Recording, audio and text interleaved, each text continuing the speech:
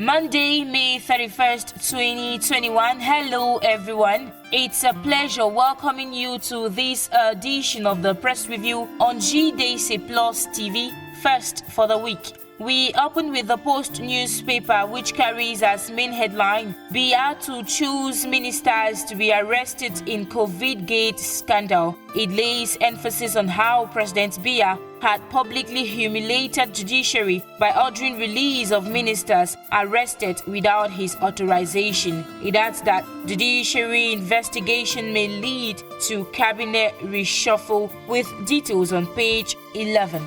Beneath the story, the paper says, NFON VE MUKETE sent forth by thousands. The story reads that Saturday, May 29, 2021 has been engraved on the minds and history as thousands of people converged on Kumba, chief town of the Memei Division, Southwest region, from far and wide all over Cameroon, Nigeria, Europe and yonder, to pay their last respect to Senator NFON Victor Esimisonge MUKETE, who passed away on April 10, 2021. It further reads that the number of cars that zoomed into Kumba was unprecedented, bringing in government, administrative, traditional and religious dignitaries touched in one way or the other by the king of the Bafors and paramount ruler of Kumba. The gardenpost Sunday edition comes back on his decoration posthumously by the representative of the head of state last Thursday in Yaoundé.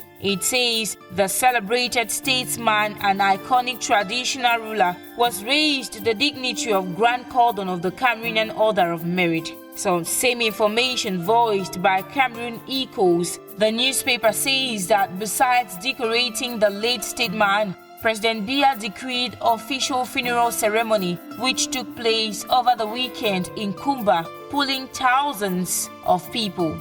We now move over to The Voice newspaper, which says in one of its main headline news that in COVID-19 probe, Mincom firefights media onslaught on indicted officials. The story by Prince Divine and Minze reads that the Minister of Communication, Rene Emmanuel Sadi, Friday, May 28, signed a release on the ongoing audition of government ministers at the Special Criminal Court, condemning the media for outrightly chastising indicted officials. It brings to you a deeper reading of the communique on page 3.